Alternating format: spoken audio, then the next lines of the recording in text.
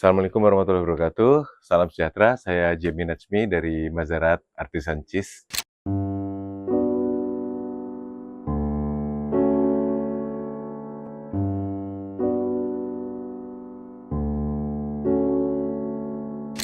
Saya Jemi dari Mazarat Artisan Cheese. Nah, kita terusin ngobrol-ngobrol hari ini tentang keju. Kembali lagi tentang keju, sesuatu yang kami sayangi. Mungkin pernah saya cerita dulu ke beberapa pihak, ke banyak customer yang datang ke kami, lalu ke beberapa interview. Kami sering menceritakan bahwa sekitar 2.000 jenis keju seluruh dunia, itu hampir semuanya, bukan hampir semuanya, saya bilang 100% lah, itu terjadi karena kecelakaan. Yang kalau susunya bagus, lalu raw materialnya semua bagus, dan dibuat dengan itikat untuk membuat keju terbaik, maka kecelakaan pun jadinya bagus. Hari ini kita akan bahas satu keju yang mengalami hal yang sama di Amerika. Hari ini saya cerita tentang Colby. Satu-satunya keju kami yang berwarna oranye.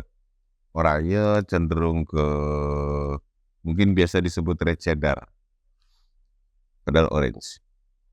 Yang kami khusus keju ini unik sejarahnya sejak awal memang.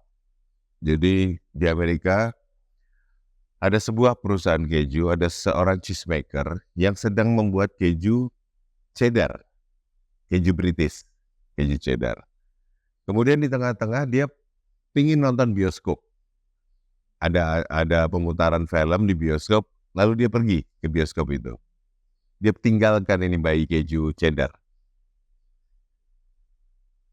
Terjadi masalah pada saat dia pulang, pH-nya turun terlalu cepat, tidak sempat untuk melalui proses cheddaring, kemudian dia lakukan tindakan darurat. Yang tindakan darurat itu sekarang masuk ke dalam step utamanya proses pembuatan keju yang disebut keju Colby. C-O-L-B-Y, Colby. Hari itu terciptalah keju yang asli dari Amerika, yaitu Colby. Colby ini praktis bisa disebut keju asli Amerika dan biasa disebut American Cheddar karena memang tercipta di hari pemutaran film tersebut. Kami senang keju ini karena dia meltingnya itu cantik sekali. Betul-betul ya, anak-anak kami pada saat kami bake ini Colby, lalu dia meleleh dengan baik, mereka happy. Kami cicip rasanya pun kompleksitasnya bagus. Yang membuat khusus dari Colby ini, kemudian kami menggunakan pewarna natural makanan yang umurnya sudah ratusan tahun. Kita menyebutnya annatto. Kalau di Afrika dia disebut otsu. Kalau di Indonesia, teman-teman mungkin sering mendengar buah namanya kesumba. Bahasa latinnya Bixa aureliana.